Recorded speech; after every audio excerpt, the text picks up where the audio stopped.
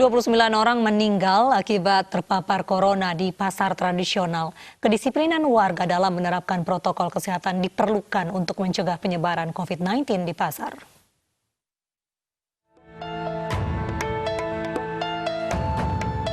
Pasar tradisional menjadi salah satu tempat paling rentan penyebaran COVID-19.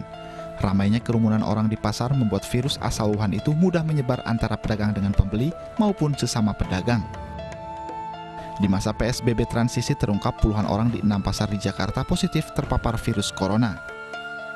Pasar yang menjadi klaster virus corona di Jakarta adalah Pasar Perumas Klender, Pasar Mester, Pasar Serdang, Pasar Kedip, Pasar Rawa Kerbau, dan Pasar Keramat Jati. Tidak hanya di pasar Jakarta, di daerah juga banyak pasar yang menjadi klaster penularan COVID-19. Seperti di Pasar Raya Padang, Sumatera Barat, 113 positif dan 3 orang meninggal dunia. Pasar PPI Surabaya, Jawa Timur, 17 orang positif dan 3 orang meninggal dunia. Pasar Kobong Semarang, 28 pedagang terkonfirmasi COVID-19 dan Pasar Besar Palangkaraya, 27 orang positif COVID-19 dan 1 orang meninggal dunia.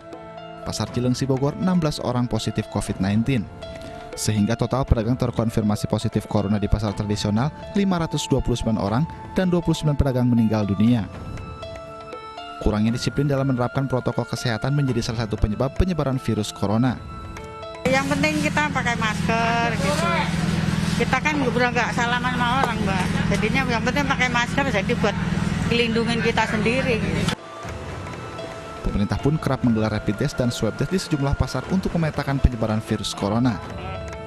Tes massal yang dilakukan di pasar, apabila ada pedagang ataupun pembeli yang ditemukan positif, maka pemerintah daerah akan menutup pasar untuk sementara. Tindakan ini untuk memberikan ruang dan waktu bagi Dinas Kesehatan dan pemerintah daerah untuk melacak riwayat kontak dari kasus tersebut dan meningkatkan kembali kebersihan dan juga kesehatan lingkungan pasar. Pengelola pasar pun diimbau untuk menjaga kebersihan pasar dengan melakukan disinfeksi secara berkala. Kedisiplinan warga pun diperlukan untuk mencegah penyebaran COVID-19.